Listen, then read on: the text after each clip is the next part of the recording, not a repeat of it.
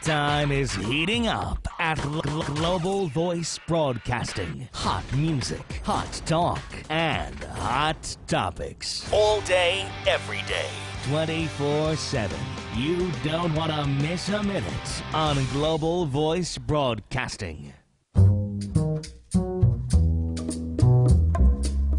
Welcome to the world of Cabarabia, the world where Broadway, jazz, comedy, and pop share the spotlight, and a 2-drink minimum. With your host, producer, director Clifford Bell, keeping the world safe for live performances in intimate settings on Global Voice Broadcasting.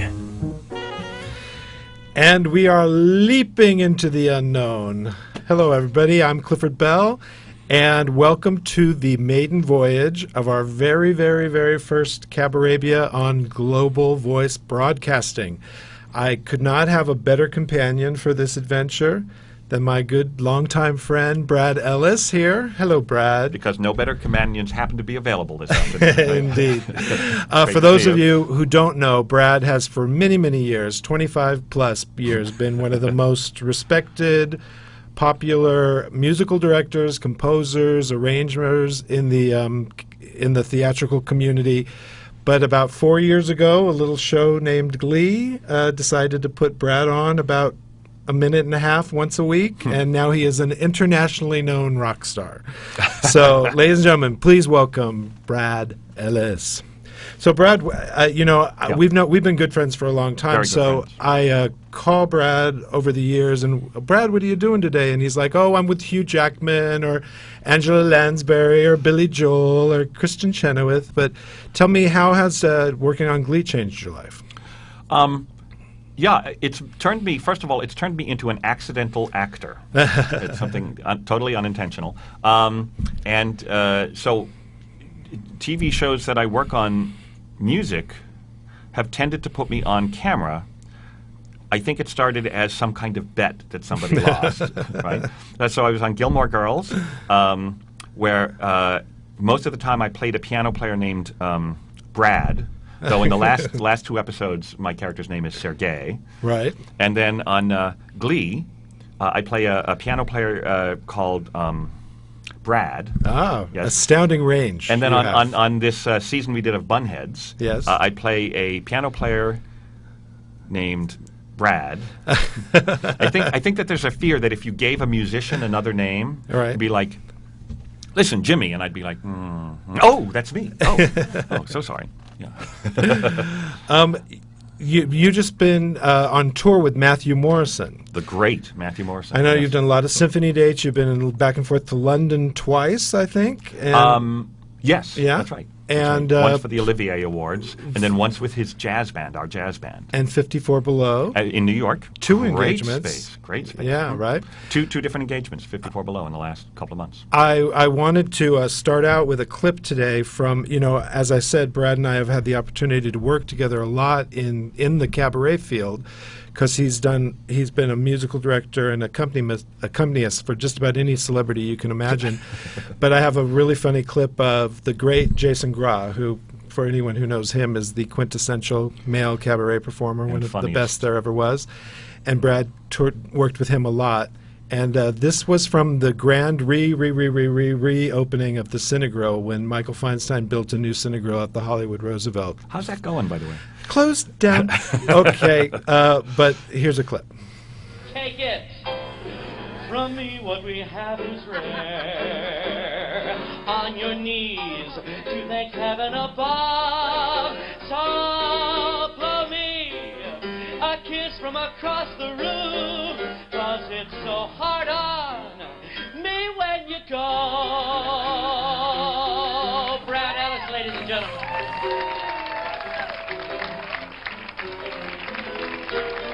Yeah, you like that piano, don't you?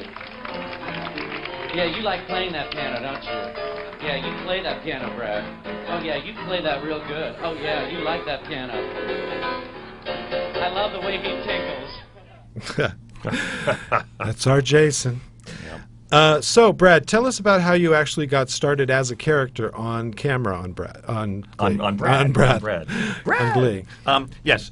Okay. So, Robert Ulrich is the casting director for Glee, and he's actually kind of famous now from the Glee project.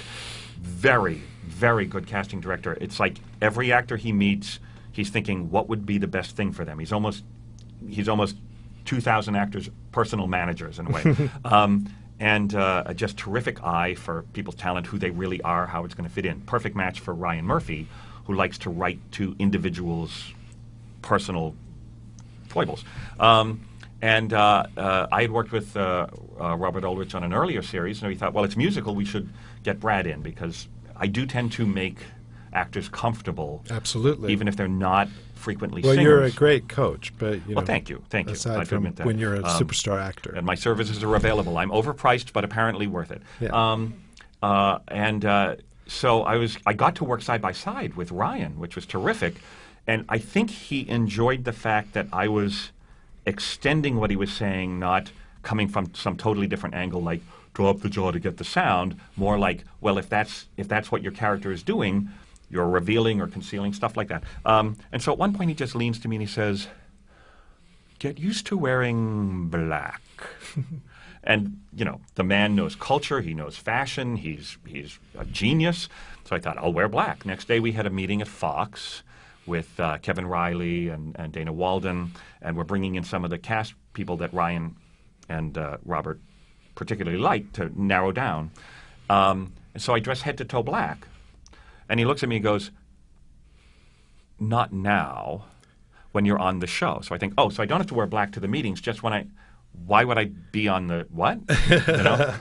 And his producing partner Dante said he means what he says. So, and I waited, and when we was working on music stuff, and then when the pilot came along, they gave me a call like any actor and lined everything up, and so I thought, I know why he wants me to be on the set, because I make the kids comfortable, because I can make singers comfortable. So his first note to me was, here's the thing. You hate them all. You especially hate, you know, minorities and the kid in the wheelchair and Will Schuester for taking a job you think should have been yours. And we did this scene, I don't know if it's in the DVD extras, it didn't end up on the pilot, where I'm just tearing the music off while we're doing Sit Down, You're Rocking the Boat. It was, and I thought, technically, then I'm acting. Yes, I mean, I don't know that people understood. You began working on it because you were actually working on the music. Yes, and working with people getting the parts. I coached some of the kids. I'm not saying I'm the world's best coach, but I think every kid that I coached, that the studio had me coach privately outside, ended up on the show. Well, that just means saying. something, I'm telling you. I wanted to just tell the people about how we met, because it's memorable to me. I remember it like it was yesterday. We met on the staircase downstairs at the Mark Taper Forum backstage. Don't make this sound dirty. It won't. But it was one of those Michael Feinstein. He would host them often. Salon type things. Salon at the Taper. And I was there because I had directed a number with Lara Teeter, my very good friend Lara Teeter. Amazing tap dancer. And I had been working with your wife previously. I'd worked on a show with Edie who Allison. I loved, the great Edie Allison. Edie Allison. And she kept telling me about the great Brad and how wonderful Brad was. And I remember when we finally met backstage, you said, "Oh, you're that guy people call Lawrence of Cabarabia," and you got such a kick out of that. I do love that name, so Lawrence of Cabarabia. Ladies and gentlemen, and that was, Lawrence of I was Cabarabia. thinking that was about 17 years ago, probably. Can you even imagine? Goodness. Wow, so I was in Fugit. junior high school. Yeah, exactly. And but that brings us to Ms. Allison, because Yes. I have had the great pleasure of helping to present the team, the performing duo of Ellis and Allison. Yes, you invented, yes. Well, I don't know that I invented it, but I certainly present it from time to time. Yeah. And we have a clip I wanted to share of you and the lovely Ms. Allison.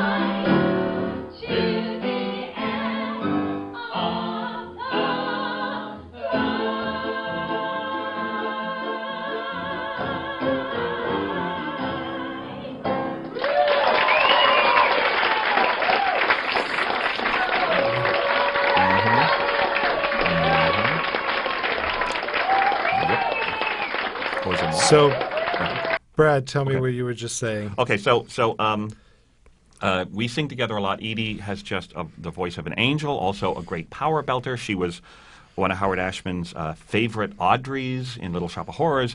And when I sing, I am a very good storyteller. And that's what I do. And I can be funny. And we sing together. And in that clip, you'll see that. And we were in Hawaii, and I had just done one of the few ballads I ever do. And she said, "Oh, I love it when you sing. You have such a wonderful voice." And I said, "Which proves that love is more than just blind." These two, they're always at it. Now, Brad, I'm going to take 2 seconds away from you right now, because what I have learned that's different about the nightclub world from the world of the internet radio podcast is that we have sponsors. Aha, Isn't excellent. that cute? So I have a couple segments built into the proceedings here where we will run promotions for upcoming shows, which we're going to start right now. I'm going to call this segment Cabarabian Nights. And the first one is a show that's going to take place in New York tomorrow night. I work with a wonderful jazz singer named Joanne Tatham, and she is appearing at a very, very Tony event called the Blue Angel at Urban Stages that's sponsored by the Mabel Mercer Foundation, which is a very, very prestigious event in New York City at Katie Sullivan's invitation. That's tomorrow night, Tuesday night in New York. Then this coming Friday night, we have a show that I directed starring Patty Reed called The Life I Never Led. It's a really, really wonderful show that's going to be at Jazz Upstairs at Vitello's on Friday, August 9th. Then next Saturday, the following Saturday, also at Jazz Upstairs at Vitello's, we're going to do Lauren White and the Quinn Johnson Trio. Now, Lauren is a fabulous singer I've worked with for probably 15 years, and we just made a new album that was produced by me and Quinn Johnson, a very brilliant jazz musician who is known by many to be the musical director for Steve Terrell, as well as he tours with his own trio. And they're going to be our in-studio guests next week, actually. But they're at Vitello's on August 17th. And then on August 22nd, I have this very, very fun show built around a woman named Beverly Mickens. It's a totally madcap storytelling, music, funny, crazy, really hipster kind of evening. And that's going to be at the Complete Actors Place on August 22nd, Beverly Mickens Party Pack, starring Rich Scheidner, Maura Kirk, and Alex Mohajer. So hopefully you guys check some of those out. And now I come back to Brad. So Brad, as I said, because I'm friends with you, I get to hear all your crazy stories, like the time you called and said, "I can't tell anybody this yet, but I'm at the White House." I'm like, okay. So tell me a little bit about those things. Well, Glee did a weekend where we did the Oprah show and we did the White House back to back, like 4-day trip. Security, by the way, much tighter at Oprah, much tighter.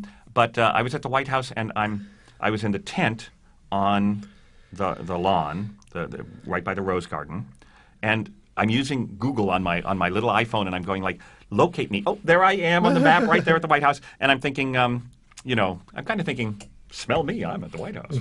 And then a 6-foot-tall rodent, I think maybe a beaver, walked by that raps about traffic safety, because this was the Easter egg roll, and I realized, really, I'm playing a children's party. That's what I'm But it's like playing the Palace with the children's party. Right, exactly.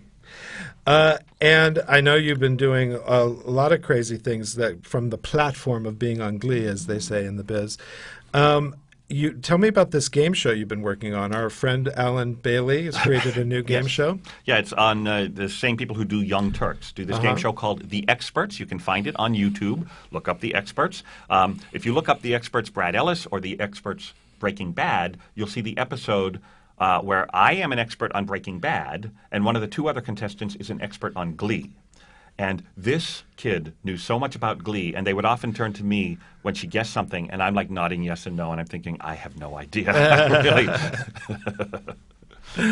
Well, actually, we have a little clip from that, so why don't we take a minute and take a gander at that. I'm a computer science student, but I'm an expert at Glee. I'm a transplant diagnostic specialist, but I'm an expert in Resident Evil. I'm the piano player on Glee, but I'm an expert at Breaking Bad. Welcome to the experts. Our game is played in 4 rounds, and in round 1, our experts are going to answer 10 questions apiece. We're going to start with Stephanie, our Glee expert. Stephanie, we're going to start with what we like to call an out-of-competition question. Can you please name for me, Stephanie, the pianist on Glee? Brad, right here. Here is your first question of round 1. One of my questions was about Maximino Arciniega, who is both a character and an actor, which I just love. In the first season, the first dealer they worked with is a guy named Crazy 8. The actor was named Maximino Arciniega, so they put his name in as a character later, actually earlier in a flashback, but in a later season. Tio is this great actor, Mark Margolis, who you think is going to be mute. I personally am interested in mute characters, playing one myself. Well, I've had lines, but up until season 4, I was mute on Glee. I have to say, I never knew that, you know, somebody on Glee who didn't talk at all could talk so much in real life. Yes, and for anybody who has a question about it, that was special effects sped up. Yeah. But I didn't have to your voice is not helium. that I high-pitched. didn't have to inhale. I have a very sexy voice, in fact. But yeah. It is funny. It is actually so ironic that you have come to fame as a mute character, because anybody who's ever spent more than a minute and a half with Brad knows that he is singularly loquacious. Someone from last night just texted me. They're watching us live right now. Oh, really? Oh, cool? My God. Just We had an amazing show last night. I produced a show over at the M Bar. And when I first took the date, the first call I made actually was to Brad, because I try to feature him as often as I can in my little get-togethers.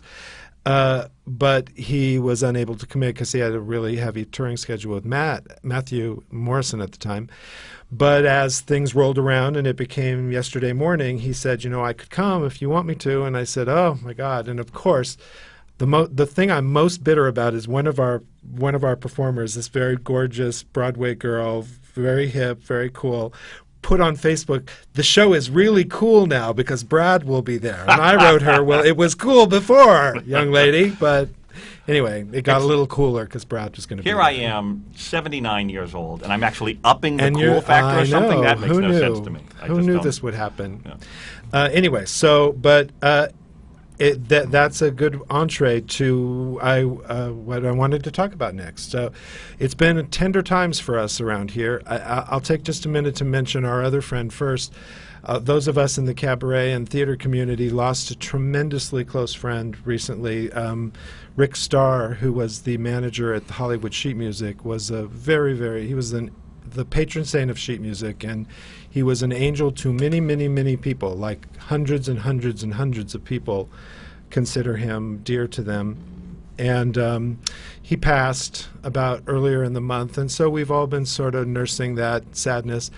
And then Brad had an even harder knock this last couple weeks, and we wanted to talk about that a little bit. Well, you can't compare, you know. Yeah. But losing somebody at 31. Yes, shocking. Is a shocking thing. And I knew you guys were close because once again, you and I would be talking. I'd say, "What are you doing?" And you're like, "I'm go-karting on the Paramount lot with Corey." They were golf carts.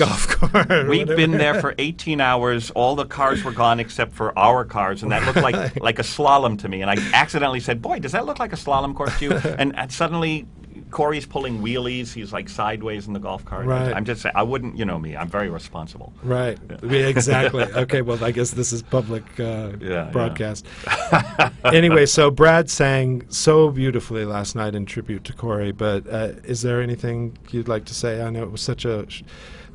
I told you on the phone that I was sitting in my house on the phone talking to somebody when Brad's face came up on the 11 o'clock news, and I was like, why on earth is Brad on the 11 o'clock news? And it soon revealed to be a clip with him playing with Corey. So I tried. Brad was in New York 3 hours ahead, and it was such a difficult night. I've taken away a lot of emotions from this, and one of the things that Corey can have no regrets about now is that he lived his life loving the people around him and not being afraid of that. And I love you, Clifford. I love Edie. I love the people in my life. why don't I always live my life like I love everybody that I love? I don't know why not. Yeah. So let me share with you this clip. This is from last night. I want to give a shout out to my good friend, filmmaker Mark Saltarelli, who burned the midnight oil to the wee hours last night to be able to take this clip and make it available for us to share with you today. So thank you, Mark, and here's Brad from last night. I have to get serious for a moment. It's kind of memorial night, you know, that was part of it. Rick Starr was very important to a lot of us. I think singing Being Alive, I once sang The Lady is a Tramp at a wedding. You can get away with it sometimes. You can't see, but trust me, this is one of my dearest friends ever. This is CORY MONTIETH. We are,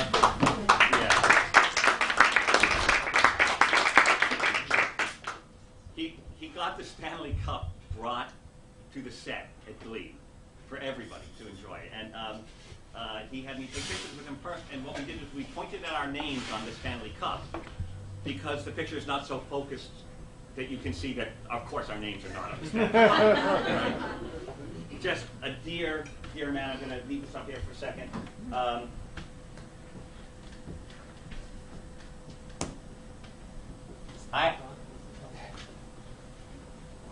When CORY passed away, I was in New York with my friend Matthew Morrison. We had just done our first show of a run at 54 Below, and we were happy and delighted to be there. And at 2:15 in the morning, we started getting notifications, and we found out that CORY had died, and hoped that it was a Twitter hoax.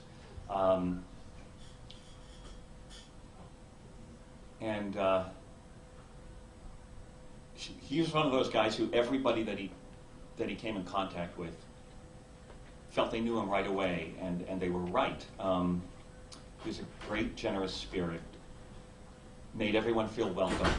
New cast members or guest stars, he'd seek them out to make sure they knew that they were in an environment of support and to show them the ropes. And if you ask me about CORY before he passed away, I would say the same stuff I'm saying now. He was just a really exceptional person. Because of my connection with Glee, sometimes people come up to me and tell me how much they like the show. Sometimes they'll say, "You're my favorite character," and I'll think, "Do you watch the show?" And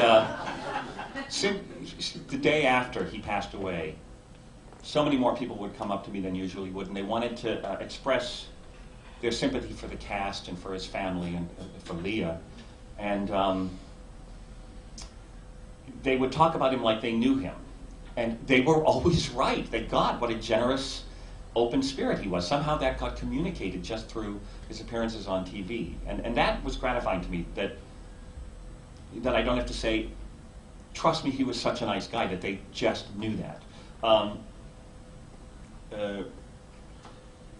Matthew sang What I Did for Love as a tribute to CORY to beginning all of his shows at 54 Below. We thought about canceling the shows, and we thought, no, we're pros. They came to see a show, let's do a show. So we'd start the show without the band, he and I would come out, I'd play, he'd sing, and that gave him permission to do his show and the audience permission to enjoy it.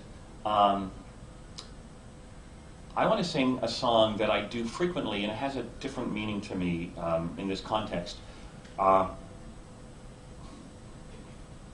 Because of CORY's spirit, you didn't have trouble expressing to him that you loved him, you know, and he had no trouble expressing that he loved you, you know. With Rick's passing, as Rena was talking about, and with CORY, the positive thing to take away is to remember what the people who are here still mean to you. That's why I want to sing this song.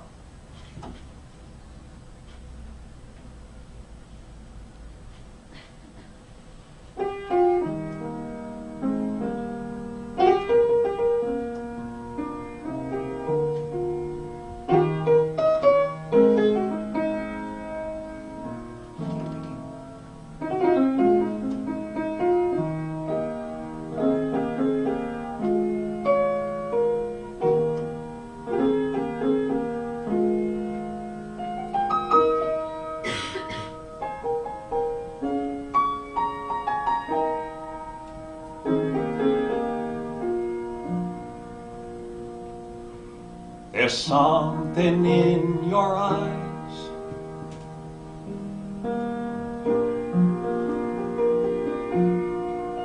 Can we take out the part where I almost cry in post-production? Will that come out? Good.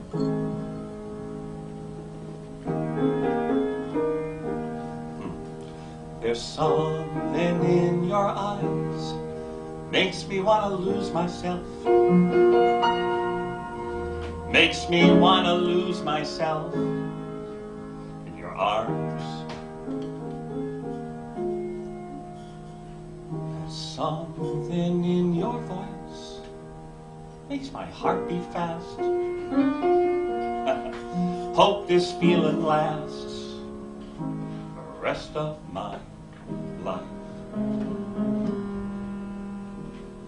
If you knew how lonely my life has been, and how low I felt for so long. If you knew how I wanted someone to come along and change my life the way you've done. Feels like home. Feels like home to me. Feels like I'm on the way back where I come from. Home.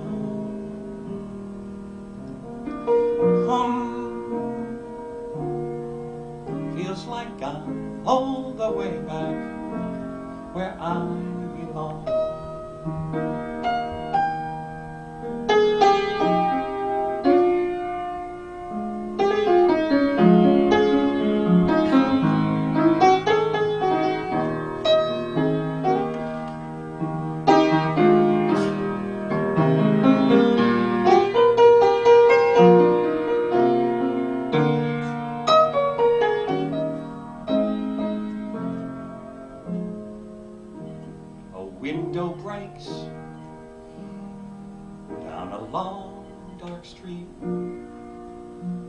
And the siren wails in the night.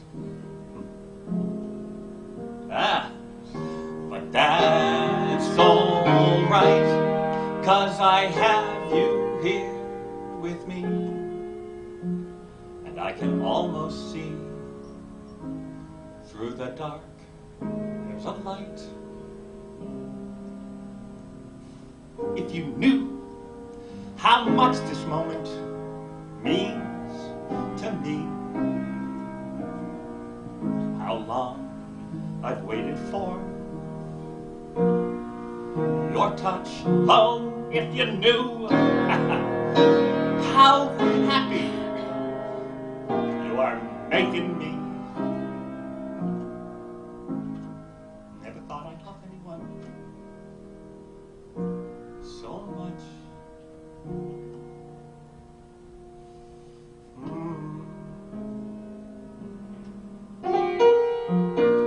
Home feels like I'm on the way back where I come from.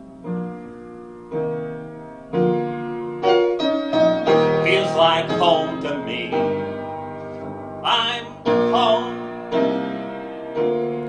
Feels like I'm on the way back where I belong. I hope you're all the way back where you belong.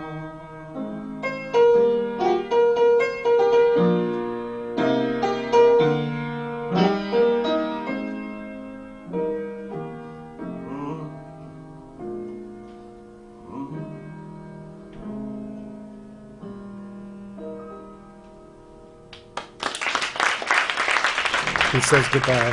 Good night, Corey. There you go.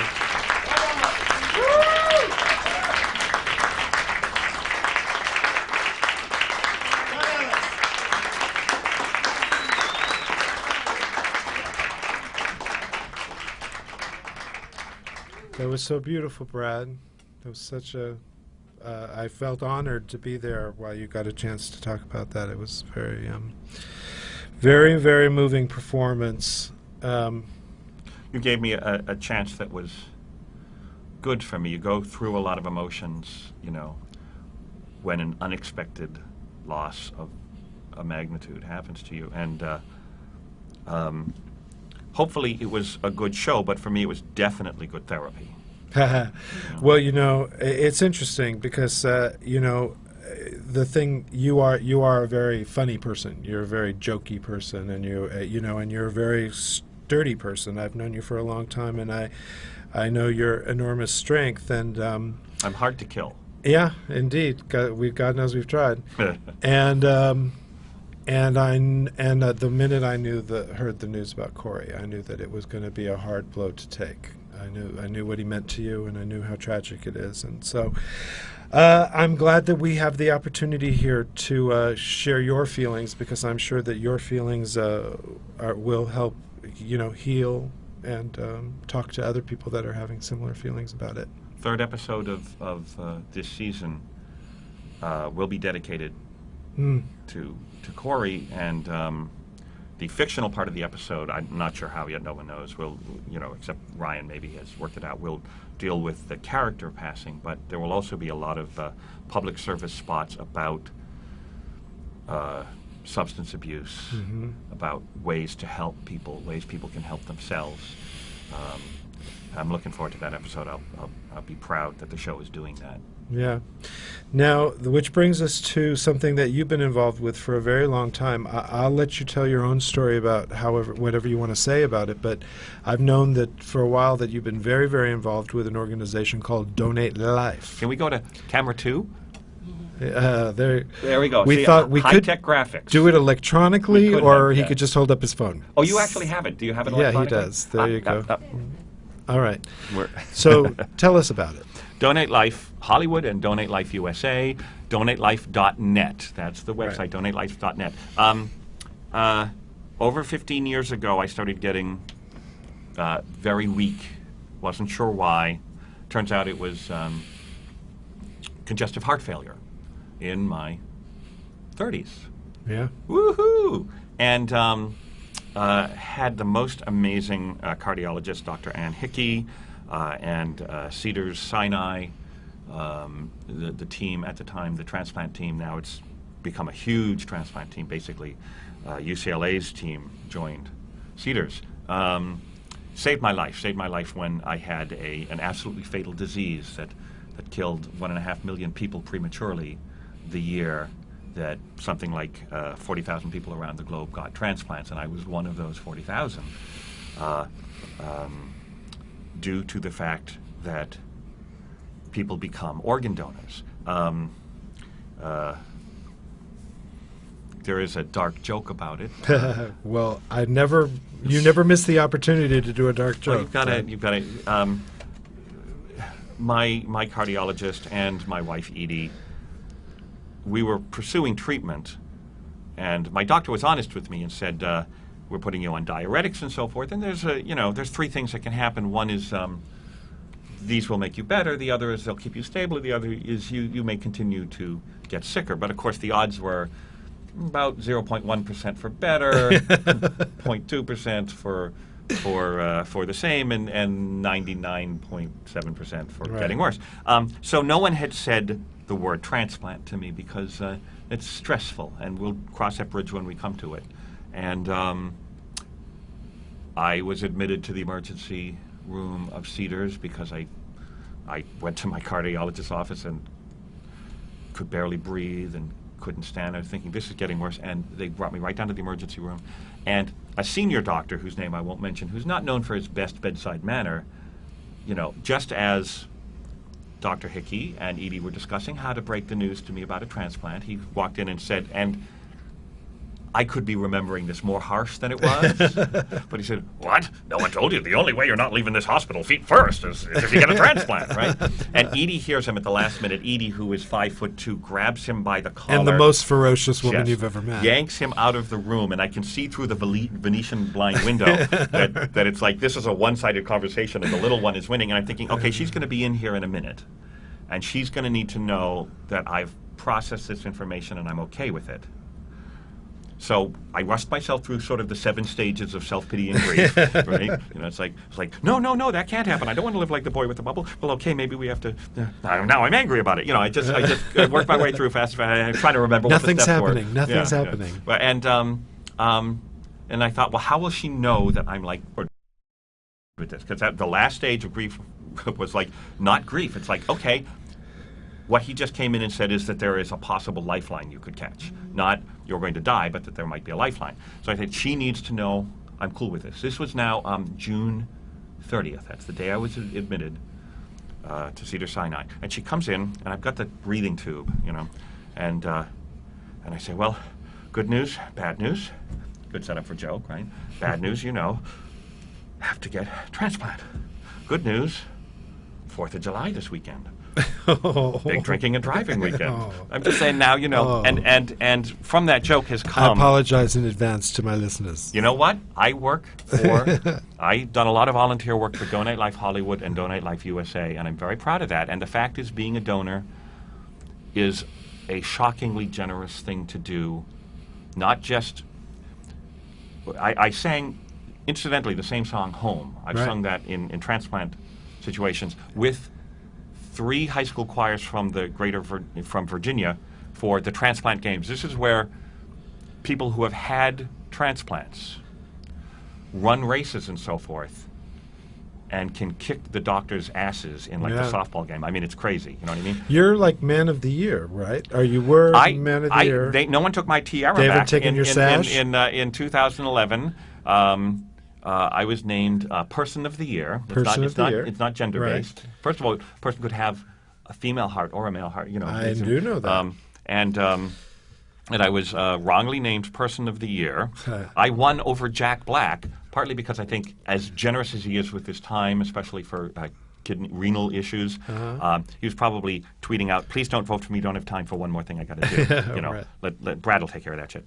I'm singing with this huge high school choir. Get it? Sort of Glee-like to sing with the choir. It was cool. And I'd done an arrangement for them of Home and sang, which is available on YouTube somewhere if you want to see it. And then you can click from there to donatelife.net and learn more about it. Unlike other donation sites, you don't actually have to make the donation when you click at that moment of the thing. That's so encouraging. So I rehearsed with them. And then the director of the choir said, if you'd like to, you could talk to them about donation. Now, I have sort of remarks that I say to people who work in organ donation, from volunteers to transplant coordinators to doctors, but I didn't have anything prepared for kids. But what came to me, I think, has served me really well to explain this, that the generosity of an organ donation has 3 parties who benefit, and one is obvious. If a tragedy happens to you, and you have made your wishes clear, and you have the sticker on your license here in California, or however the procedure goes in whatever state or whatever country you happen to be in. This is, after all, global voice. Obviously, there are other families out there who, after a tragedy has happened to your family, they're hoping that a tragedy won't happen to their family. We're talking often 13 lives can be saved by one organ donor.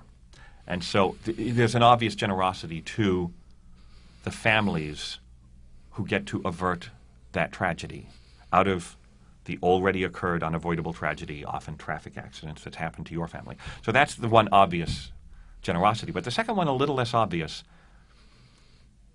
self-esteem. This is a decision you make yourself, and no one takes it away from you. And what you learn when you put that sticker on your license, or whatever it be in your vicinity, you think, that's the kind of person I am. That's the kind of generosity I have. Now, I never want anyone to violate spiritual traditions they have. If it's not right for you, I understand. But if the reason you're avoiding it is like, well, I don't care what happens to me after I'm dead, or because you start hearing strange music and you think, well, I don't want to donate. Or people who have this fear that, doctors are going to rush to a decision about my brain death, to help save another person's life. That is not true. The doctor who's working on you is doing everything they can to save your life. I've never met a doctor who works in life and death situations for whom that's not true. Then, and only after there is nothing that they can do, and someone taps them on the shoulder and says, should we start proceeding to see if there's someone else's life we can save? Only then do they switch gears. No one's thinking like, think of the other lives we could save with this traffic victim. No, I just can't imagine that scenario. Right. Despite what happens sometimes on TV, which is what Donate Life Hollywood works to try and get more realistic images than, you know, somebody's in a tub in ice and they've lost a kidney. You know? The third generosity I'd gotten to see firsthand. For example, last New Year's I played for the Pasadena, what's the New Year's Day parade called? It's the Rose Bowl. Rose Bowl. Rose Bowl. And the night before we had this party for the float from Donate Life, which is pictographs of loved ones who've donated. And the people on the float are their families, you know? And the size of the tragedy in their lives is huge. But next to that tragedy is they're following the stories of the lives saved by the generosity of their mother, their child, their brother, their sister, their father. And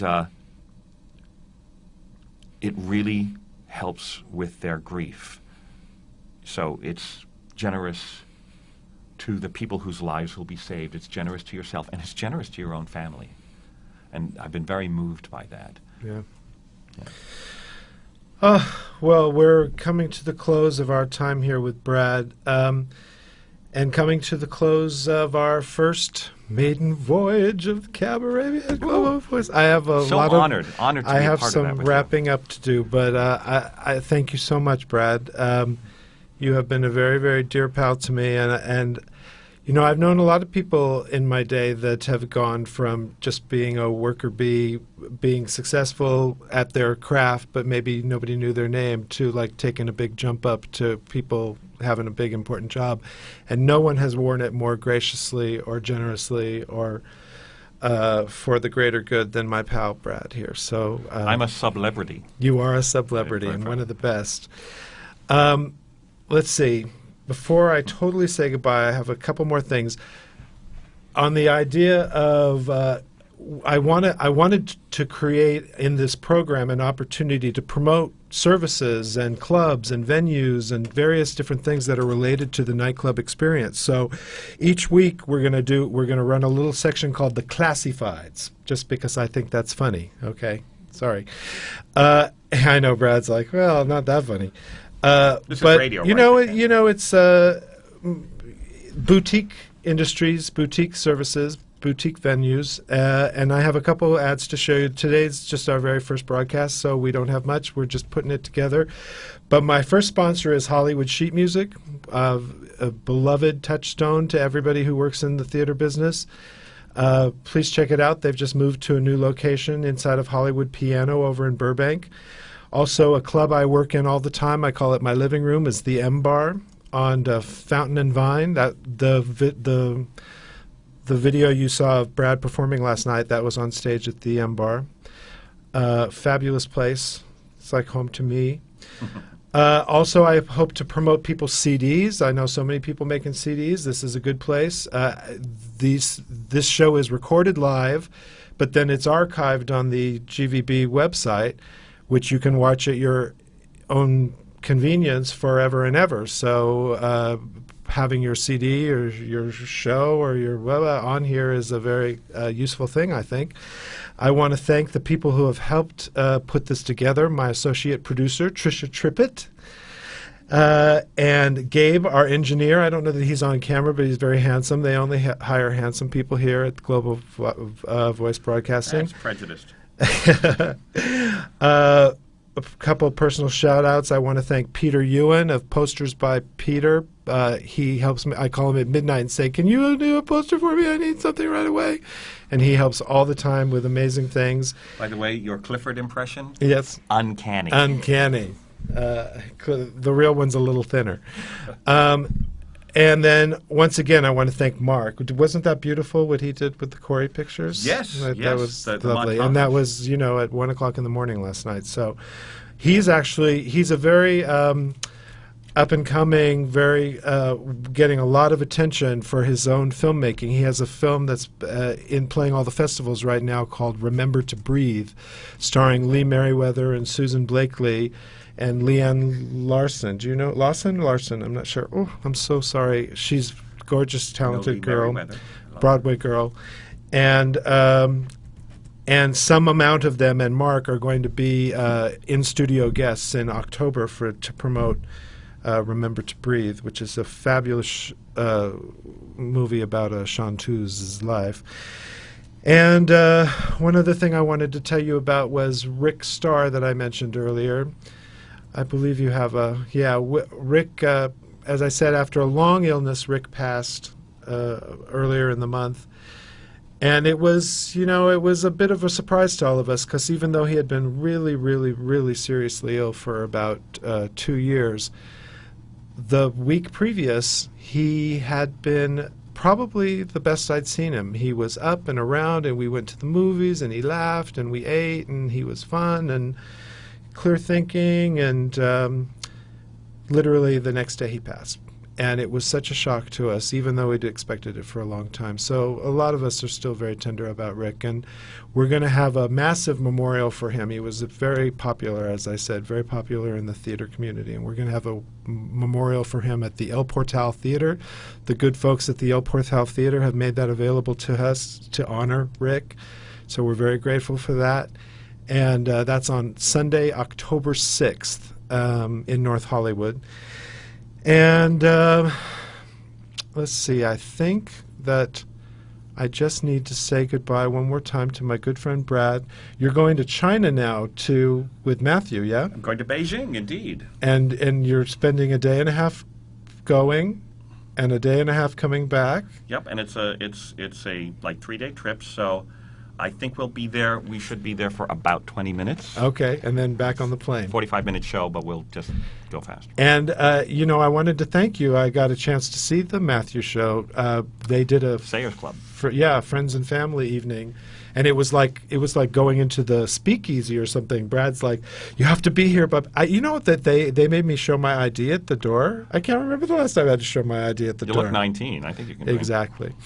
I didn't get a chance to do this yet. I wanted to wear my headphones like Barbara did in Wild is the Wind video, but that probably won't play. I like that anyway. Anyway, so thank you so much, Brad. It's a pleasure. I love you. Love you, Clifford. And my final thank you is to the gentleman who owns this place, a very close friend of mine and one of my favorite clients I've ever had, a fantastic talent named Todd Murray. I've had the great pleasure of working with him on many shows, but most recently his most successful show is called Croon, currently touring all over the place. Brilliant singer, which you're about to hear a little bit of, but when he's not singing, he's an entrepreneurial mogul, and he owns the Global Voice Broadcasting Network. So, Todd, thank you for giving me a home here, and you get to hear him now take us out.